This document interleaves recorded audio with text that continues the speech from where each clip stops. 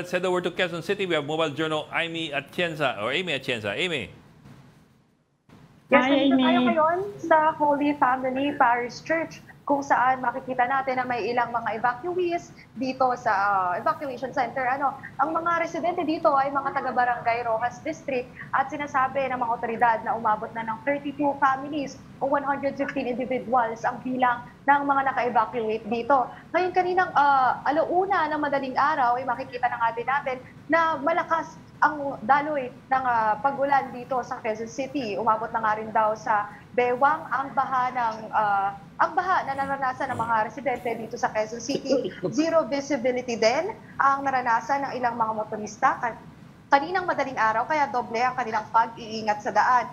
Makikita rin sa ilang mga litrato mula sa Quezon City Disaster Risk Reduction and Management Council na talagang kailangan na nilang mag-rescue kanina pa lang ng 1 a.m. hanggang 2 a.m. At may ilan naman daw mga residente dito na by their own choice ay pumunta na daw dito sa mga evacuation centers. Bukod pa dyan, may nabigay namang mga kit ang lokal na pamahalaan ng Quezon City. Kabilang na dito, meron silang mga towel, alcohol, pati na rin mga sabon para na nga lang din baka punta dito sa evacuation center na ligtas. Meron ding supply na pagkain kung saan binibigay nila ito at may ilang mga personalidad na din ang bumisita dito sa evacuation center para magbigay ng kanilang tulong. Yun lamang sa ngayon.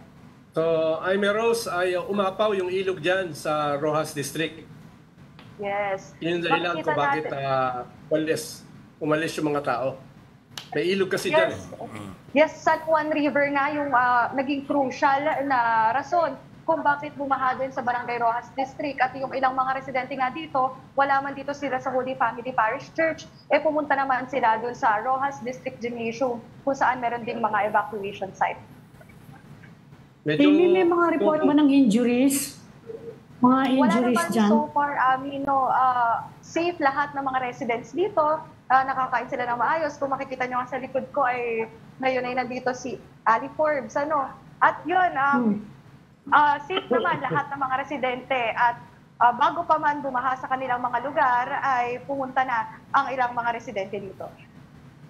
Bumubuhos ba ang ulan ngayon dyan, Amy Rose? Dahil ngayon, bumubuhos ngayon ang ulan. Kanina hindi masyado. Biglang lumakas ngayon ang ulan.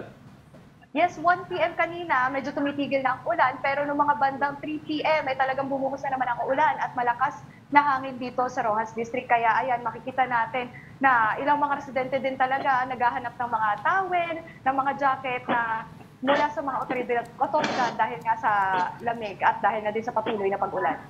Okay. Maraming salamat. Amy Atienza reporting live from Quezon City.